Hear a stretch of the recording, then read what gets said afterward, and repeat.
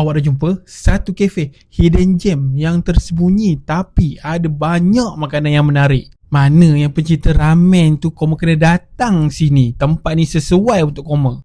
Dekat sini ada pelbagai jenis Maggi berkuah dan kering. Ramen dekat sini pun ada macam-macam jenis, boleh buat rambang mata. Steak dekat sini pun korang wajib cuba. Steak dekat sini memang juicy. Lagi satu awak nak khabar, black pepper sauce-nya yang pekat tu boleh buat lagi terangkat.